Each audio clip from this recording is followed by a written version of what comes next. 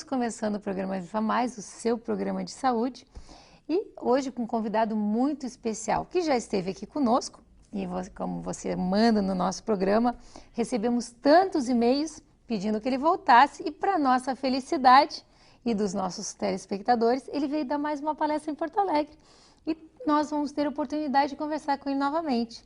Nosso convidado de hoje é o Dr. Lair Ribeiro, que é médico, cardiologista, nutrólogo, autor de 35 livros, dos quais 15 são best-sellers, 25 dos quais são traduzidos para outros idiomas e disponíveis para mais de 40 países.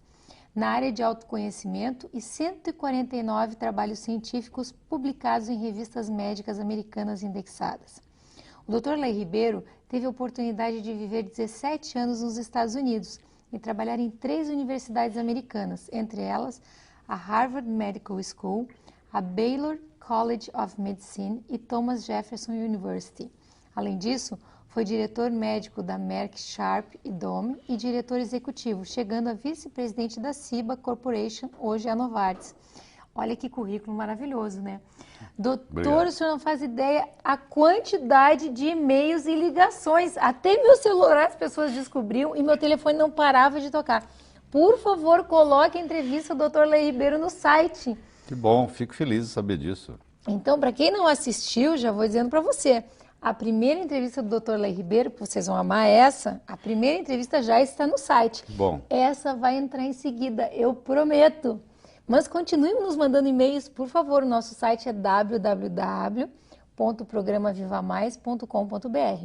Eu estou brincando que a gente recebeu muitos e-mails, mas a gente adora receber os e-mails de vocês, adora a participação dos telespectadores, as perguntas são maravilhosas, as dicas, então, encantadoras.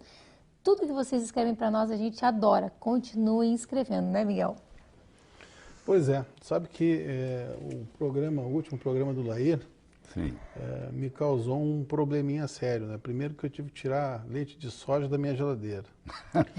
Daí glúten foi abolido. A barriga até diminuiu, né, Lair? Melhorou. Que bom. Ele diminuiu a barriga, é verdade. Mas perde mesmo. Açúcar e outras coisas nós cortamos. Então, assim, ó, tá com mais energia, não tá? Para trabalhar? Tô com mais energia. Eu tenho feito uma reposiçãozinha, como tu... Não é reposição, é modulação? Né? Isso. E eu e o Vitor, nós fizemos, tu te lembra, nós fizemos o curso aquele de fim de semana com o Lair, que nos obrigou a nos inscrever, quer dizer, não ele, nós nos obrigamos a nos inscrever na pós-graduação que começa semana que vem. Começa semana. Aliás, esse sábado. Começa sábado, sábado agora. Então sábado estaremos 9 horas da manhã em São Paulo. Que eu acho que o caminho, eu estava comentando com o Lair, eu devo receber, se eu disser que é um panfleto por semana, vocês vão achar que é exagero, mas às vezes é mais do que isso. De congressos específicos para cirurgia plástica com enfoque em anti-envelhecimento. E o anti-envelhecimento ele passa por uma nutrição, ou por uma alimentação adequada, principalmente, né, Leir?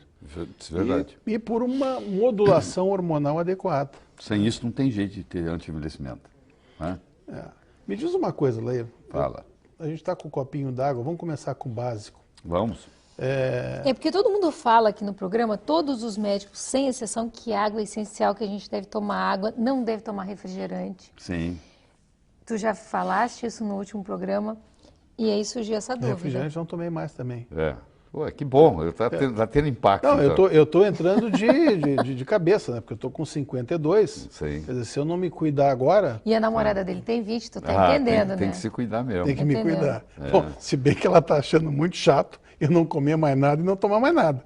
Mas se tiver o resultado que parece que dá, realmente, né? Lá a gente tinha falado sobre refrigerante. Refrigerante... nem pensar, né? O problema do refrigerante tem vários problemas. Um deles é o próprio pH, né? O pH de um refrigerante é em torno de 2,5 e o pH é logarítmico. De 2,5 para 3,5 é 10, 3,5 para 4,5 é 100, 4,5 para 5,5 é 1000 e assim vai. O pH do sangue fica entre 7,35 e 7,45. Então você, quando toma um copo de refrigerante, você tem que tomar em torno de 32 copos de água da boa, só para equilibrar o pH que saiu do lugar. E acidez é igual velhice. O velho é ácido. O jovem, o recém-nascido é alcalino. À medida que você envelhece, você vai perdendo a alcalinidade no corpo e vai aumentando a acidez. E quando você alcaliniza o seu corpo, você traz muita saúde. Por exemplo, a célula cancerígena, ela precisa de um ambiente acídico, um ambiente ácido para ela poder proliferar. Então, quando você alcaliniza o tecido, na célula cancerígena, ela para de se, ela diminui a proliferação. Então, tudo aquilo que você fizer que aumentar a sua alcalinidade faz uma diferença. Às vezes a própria água. A água, 70% do corpo em torno, como um todo, né? Você pega o sangue, é 90% ou mais. Mas 70% do corpo como um todo é água. É o nutriente mais abundante que existe no corpo. E nós, na medicina, damos muito pouca bola para isso. O médico, em geral, não entende de água. Ele pensa que a água importante da água é ser pura. Isso é uma das características. Existem 4 outras tão importantes quanto, ou talvez até mais. Por exemplo, o pH, que nós acabamos de dizer, quanto mais alto for o pH da água, melhor. Ele tem que ser, no mínimo, igual ou superior ao pH do sangue, ou seja, a água ideal ela tem que ter de 7,35 para cima de pH. Tem que ter o chamado poder de oxirredução, porque você toma uma água, ela pode ser oxidante ou antioxidante. Se ela é oxidante, ela te envelhece. Mesmo ela sendo, você diz, mas é água, mas não interessa. Se ela tiver o ORP, que a gente chama, acima de 400, que é, por exemplo, se você tomar uma água de torneira hoje no Brasil, ela tem um ORP acima de 400, aquilo ali é uma água oxidante.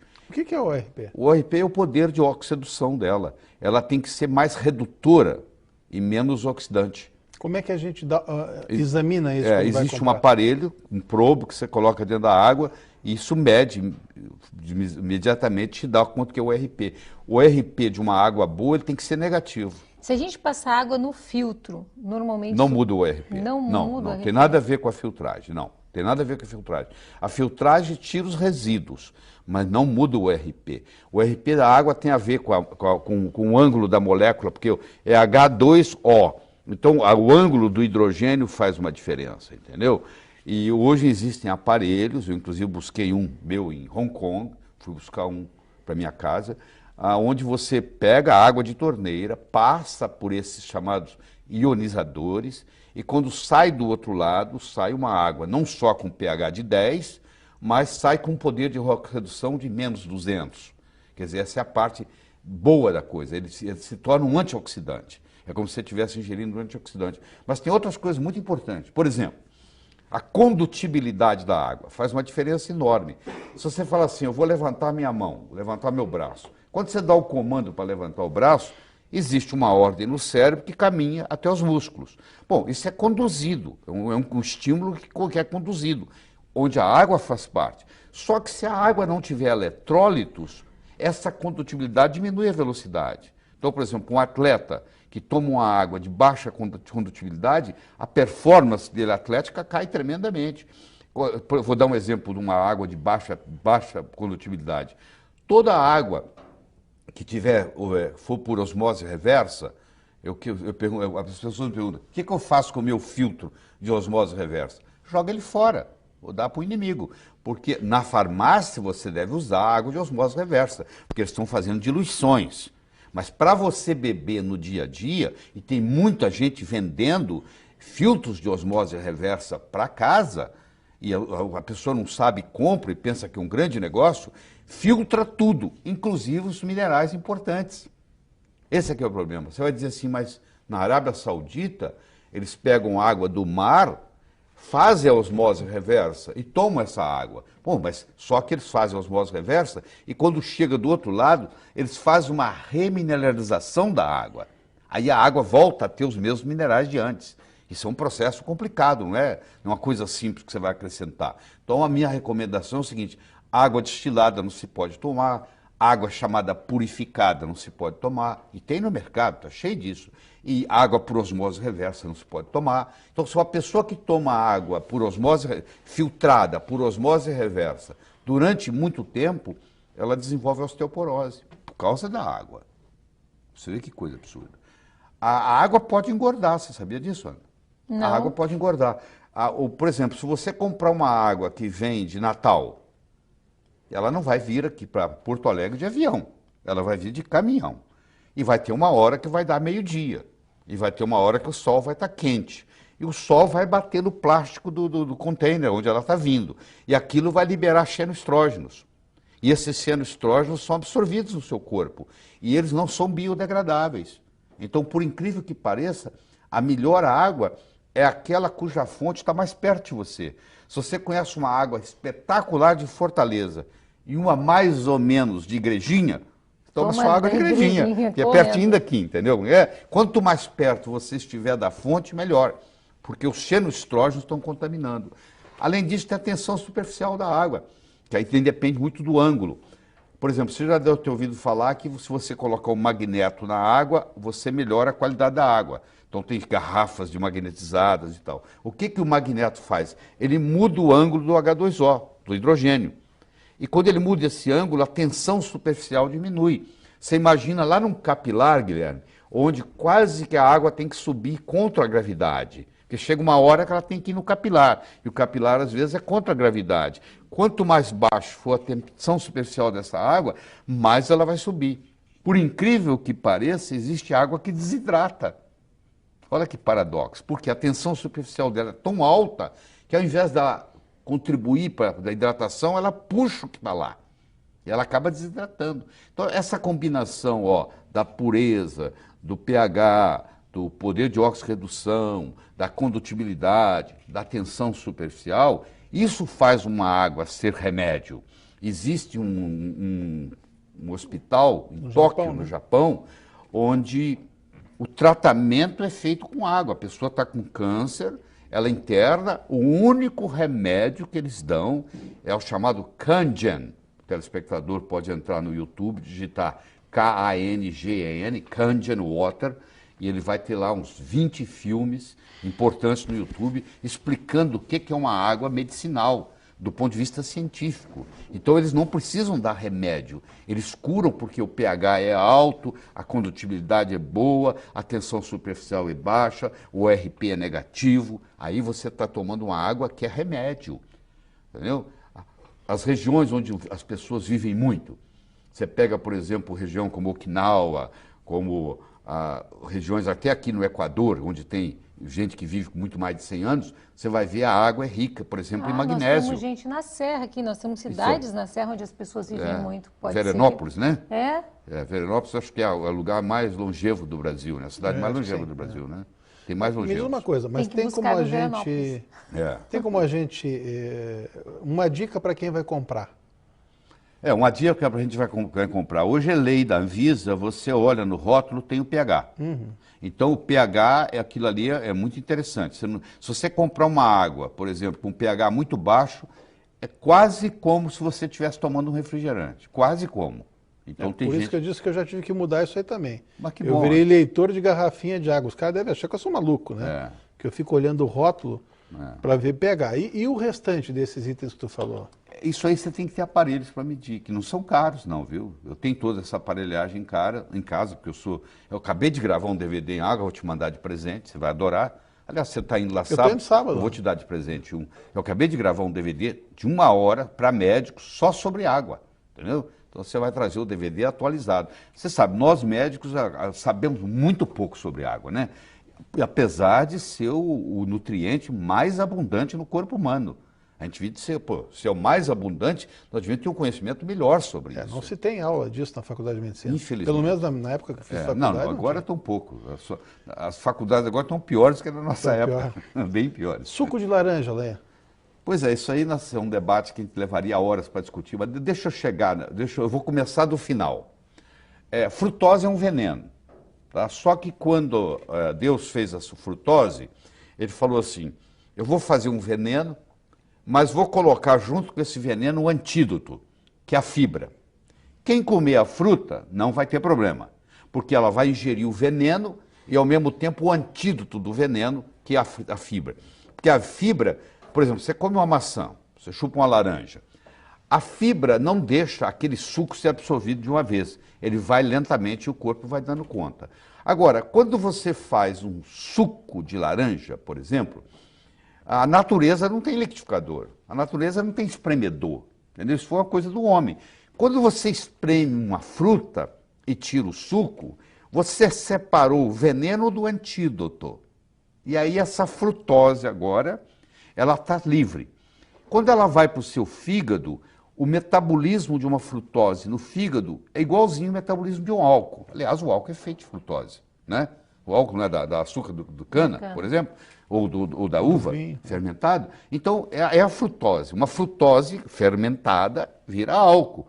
Então, quando você faz uso de um suco de laranja, por exemplo, e você faz isso todos os dias, aquilo é absorvido, vai para o seu fígado e ali funciona como se fosse um álcool. E aí desenvolve uma coisa, aliás, a doença que mais cresce em todo o mundo hoje é a esteatose hepática não alcoólica. Ninguém se falava isso há 20 anos atrás, de uma esteatose hepática não alcoólica. Hoje é o diagnóstico, é a doença que mais cresce no mundo. Nós temos na família isso.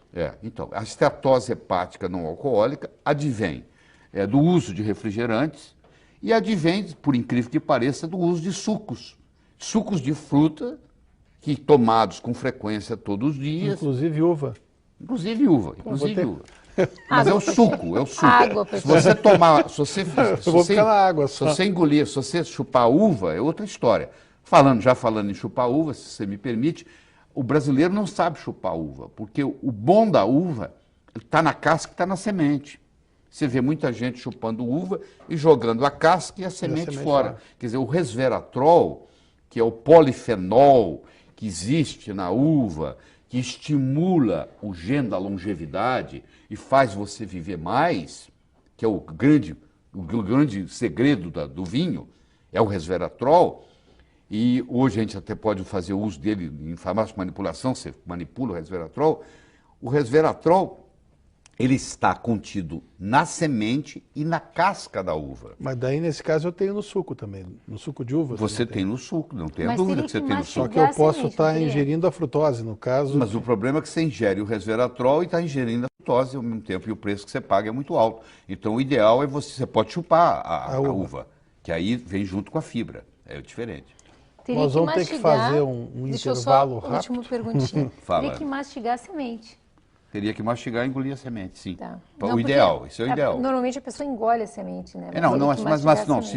Mas só engolir também já é o suficiente. Já ajuda? A não ser que ela tenha problemas digestivos graves, né? Isso desde o último curso que você deu aqui, eu já estou fazendo com a frutinha, com a uva. Sim. Tá?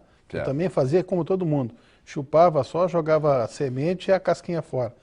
Mas o suco de uva agora, então, eu vou ter que abolir para uva a fruta. Tá bem. Nós vamos fazer um intervalo rápido e já voltamos.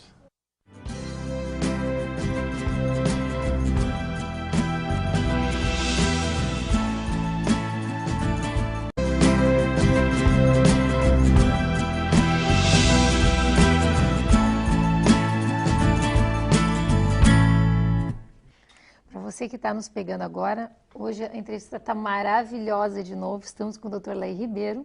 Felizmente, ele veio dar mais uma palestra em Porto Alegre e nós estamos tendo a alegria de tê-lo novamente conosco. E, doutor Laí Ribeiro, eu andei lendo uma entrevista sua na internet que protetor solar engorda e dá celulite. Fiquei surpresa, é verdade isso? Depende do protetor solar, porque é o seguinte, tem substâncias colocadas em protetor solares que tem uma coisa chamada estrogenicidade, ou seja, ela é absorvida e funciona como estrogênio. O estrogênio, ele é lipogênico, ele aumenta a gordura. Então tem gente que exagera no protetor solar, às vezes até sem necessidade, tem mulher que coloca o protetor solar debaixo da maquiagem, eu não sei para quê, porque o carro está na garagem, a pessoa passa o dia inteiro trabalhando, volta à noite, quer dizer, não toma sol nenhum, e eu espero até que tomasse, porque eu acho que todo mundo tem que tomar um pouquinho de sol, porque antes dos antibióticos, tudo era curado com sol, você ia para os solários. A pessoa tinha tuberculose, ia para o sol, a pessoa tinha sífilis, ia para o sol, a pessoa tinha psoríase, ia para o sol. Aí, de repente, fizeram uma lavagem cerebral na gente, que o sol faz muito mal. Como faz mal se durante toda a vida, toda a humanidade fez bem? É claro que ninguém vai para uma praia e ficar o dia inteiro lá, se torrando no sol. Então, o exagero agora ficou do outro lado. E o que causa o problema na pele, por exemplo, vamos pegar foto do envelhecimento. A mulher fala assim, eu não quero envelhecer, portanto eu não vou no sol. Ou quando for, eu vou me encher de filtro solar. Só que a maioria dos filtros solares brasileiros só protege contra UVB. E quem causa o envelhecimento da pele é o UVA. Então não adianta nada eu me encher de protetor UVB, que a maioria, tudo é UVB, se você comprar ali na farmácia, de 10 são UVBs, e não proteger contra o UVA, que é o verdadeiro causador de câncer de pele. Então, por isso que os estudos estão mostrando que nos lugares onde se usa mais filtro solar, que é o chamado Queensland, é uma cidade na Austrália, é o lugar onde mais se tem câncer de pele. E o filtro solar chegou primeiro do que o câncer de pele. Olha o paradoxo. Porque a pessoa passa, pensa que está protegida, mas está protegida contra o UVB, não contra o UVA. Esse FPS, o fator de proteção solar, aquilo é só para o UVB.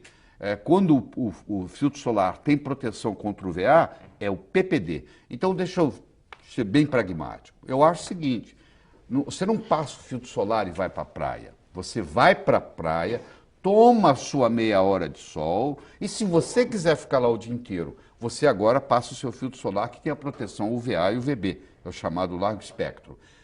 Por quê? E aí a gente manda manipular, então, um filtro solar que tenha UVA e UVB. O produto chama Tinosorb. O Tinosorb é um produto, é um princípio ativo que tanto protege o UVA contra o UVB. Claro que se você compra um filtro solar caro francês, ele já tem o Tinosorb. Mas o que é vendido aqui no Brasil, na farmácia ali, se nós mandarmos comprar agora 10 filtros solares ali e colocarmos ele aqui, eu vou mostrar para você, para os seus telespectadores, que nenhum deles tem proteção contra o UVA. Não tem o PPD, que chama. Porque o PPD, o padrão internacional para proteção contra o UVA, porque é o PPD, tem que ser no mínimo 20. E eles nem vão citar a palavra PPD. Tem alguns que colocam assim, largo espectro.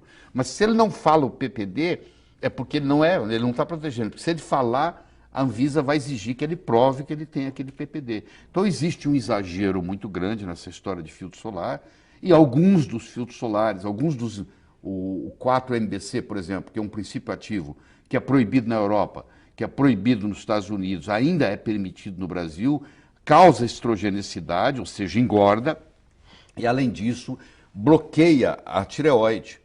Então tem filtro solar que bloqueia a tireoide e a função tiroidiana é comprometida com o uso do filtro solar. Então eu acho o seguinte, a pessoa deve tomar o sol, depois se quiser ficar lá o dia inteiro na praia, passa o seu filtro solar. Deixa eu dar uma dica muito importante. Quando você volta da praia, antes de você almoçar, você pode até tomar banho, você não pode usar sabonete. Se você toma sua meia hora de sol, pega a sua vitamina D, que aliás não é vitamina, é o hormônio mais potente que tem no corpo humano. Se fosse descoberta hoje, seria um hormônio, não uma vitamina. Foi erradamente classificada de vitamina D, de vitamina, e não é um hormônio. Então você vai lá e pega esse hormônio mais potente que tem, que inclusive previne contra câncer, e esse agora, só que ele é lipossolúvel. Quando você toma um banho e passa o sabonete, como também é lipossolúvel, ele vai lá e tira toda a vitamina D do seu corpo, da sua pele. Depois que você vai tomar um banho de sol, aquela vitamina D fica ali 2 a 3 horas para ser absorvida. Então, conclusão, volte da praia, se você quiser tomar o seu banho antes do almoço, tome, mas não use sabonete.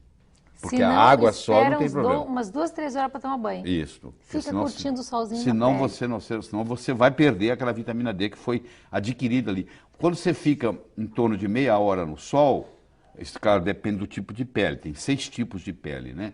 Enquanto que uma pessoa loira de olho azul, ela pode pegar 20.000 unidades em 20 minutos, uma pessoa negra já tem que ficar 1h40 para pegar o mesmo número. Tanto é que pessoas negras que mudam... Vamos dar um exemplo. Você pega uma pessoa negra que mora no Rio de Janeiro e ela muda para Toronto. Se você observar, nos próximos 10 anos, ela vai sofrer uma doença degenerativa, ela é mais propensa a adoecer, porque ela vai ter mais dificuldade da vitamina D. Quanto mais escura for a pele, mais sol você precisa, mais dependente do sol você é. Entendeu? Isso é muito importante. Quanto mais longe você está do Equador, mais câncer você tem. A incidência de câncer em Porto Alegre é muito maior do que a incidência de câncer em Fortaleza, por exemplo. Você pode olhar as estatísticas do IBGE, olhando os atestados de óbito, tem muito mais gente morrendo de câncer em Porto Alegre do que morrendo de câncer em Fortaleza, porque Porto Alegre está muito mais longe, tanto faz para baixo quanto para cima do Equador. Tanto faz para o hemisfério sul quanto para o hemisfério norte. Quanto mais longe você mora do Equador, mais propensão a câncer você tem de todos os tipos. E isso é por falta, por deficiência de vitamina D. Tanto faz o horário do sol? Não, tanto faz não. Quanto mais próximo do meio-dia for, maior é a intensidade dos raios ultravioletas. Entendeu? Por isso que eles falam aí, ó, você deve pegar o sol da manhã ou do final da tarde, porque durante o dia, o meio-dia, ele é muito forte. Mas para aquele que quer ir lá e tomar um banhozinho rápido de sol e trabalhar, o melhor horário é meio-dia, porque em 10 minutos ele resolve o problema dele. Você entendeu? Isso justifica a reposição de vitamina D. Claro, eu diria que hormônio, se né? você fizer um levantamento de pessoas que têm deficiência de vitamina D em Porto Alegre, eu diria que é 100%. Eu diria que é 100%, porque nós fizemos um trabalho em Curitiba, examinamos 100 pessoas, foi 100%. Porto Alegre não vai ser diferente. Então, hoje existe uma grande deficiência de vitamina D. Ninguém vai estar ao sol, né? A pessoa ou tem medo do sol, que eu chamo de heliofobia, ou ela não tem tempo para tomar o sol, porque o carro está parado, o seu carro está parado na sua garagem, você desce, entra no carro, vai para o seu consultório, opera o dia inteiro na sala de cirurgia, aí de noite você volta, pega seu carro, que hora que você toma sol? Hora nenhuma. Então o que acontece? Você vai perdendo a sua vitamina D. A vitamina D ela acumula. Você pode, por exemplo, durante o verão, e se carregar de vitamina D, às vezes dá para o ano. Que ela é uma vitamina que pode ser armazenada. Nem todas as vitaminas Como eu podem jogo ser. meu tênisinho no horário do meio-dia, viu? Então. Que o pessoal que já esteve aqui me malhou um monte. Que eu Não, jogo vai ter na hora do catarata, meio-dia, mas tal, vai não estar cheio sei de o quê. vitamina D. Vão me rogando praga. Mas assim, quando eu consigo, eu jogo sempre no horário do meio-dia. Mas essa parte de filtro solar é muito debatida, eu falo isso tem uns 8 anos. A princípio, quando eu falava, os dermatologistas só faltava me matar. Hoje, os próprios congressos de dermatologia já começam... Bom, tem uns 5 anos que estão falando de PPD. E agora estão mostrando a estrogenicidade disso. Deixa eu contar o meu caso favorito, tem tempo? Claro. Tá. Eu estava vindo num voo de Belém para São Paulo, trabalhando no meu computador, fechei o computador, fui tomar uma água. Aí a mocinha que estava lá me reconheceu, o senhor é o doutor Laí Ribeiro? Eu falei, o senhor é médico, né? Eu posso lhe mostrar uma coisa que o senhor nunca viu? Eu falei, pode. Aí ela enfiou a mão na bolsa, procurou lá, me trouxe um filtro solar FPS 100, que vende nos Estados Unidos. Falou, aqui, eu uso um FPS 100. Eu falei para ela, mas você usa isso todos os dias? Ela falou, uso. Eu falei, mas por que você usa? Falou, eu trabalho aqui nesse avião, o senhor sabe, aqui tem radiação. Eu falei, querida, a radiação que tem aqui dentro do avião é radiação cósmica, é raio gama. Se você faz uma viagem de São Paulo a Nova York, é mais ou menos 2 raios-x de tórax, corresponde à quantidade de radiação gama que você recebe. Isso não tem nada que você possa fazer, a não ser que a parede do avião fosse um metro de chumbo. Aqui não entra ultravioleta, nem A nem B. Tá, essa era a pergunta que eu ia fazer. E luz? Não, isso Não nada, tem não, vitamina, não tem nada, não ajuda, não atrapalha? O filtro solar não bloqueia isso aí, não, de jeito nenhum. Tá, e não ajuda, não atrapalha, a luz não traz benefício nem malefício. Se você entrar numa daquelas luzes de bronzeamento, lá vai ter ultravioleta. Mas aqui não, entendeu? Então não existe razão para explicar para fazer isso. Aí ela falou assim, eu falei, quanto é que custou isso? Ela falou que custou $271. Que maravilha. Você imagina quanto isso deve representar do orçamento dela. Aí eu falei assim, quanto tempo tem que você usa? Ela falou, tem 11 meses. Aí eu posso te fazer uma última pergunta? Ela falou, pode. Você pode me dizer quando é que você engordou no último ano? Ela ficou vermelhinha e respondeu 7,5 kg. É por isso que você está engordando. Você está usando um FPS 100, ou seja, não existe lugar no planeta onde você está se preparando para ficar, porque o FPS é assim, ó, você no auge do verão, meio-dia, numa terça-feira, você vai para o telhado, para o lugar no sol, e você leva um cronômetro e vê quanto tempo leva para você ficar vermelho, o FPS multiplica aquilo. Vamos supor que você levou 20 minutos para ficar vermelho. FPS 8 é 8 vezes 20 minutos. Você imagina FPS 100. É 100 vezes 20 minutos. Você está procurando um lugar que não existe no planeta. Onde é que você vai encontrar 30 horas de sol seguido? Ou seja, você está esbanjando. E isso aí tem estrogenicidade, você absorve isso é lipogênico e faz você engordar. Você está engordando em consequência de um FPS que você está usando que não teria indicação.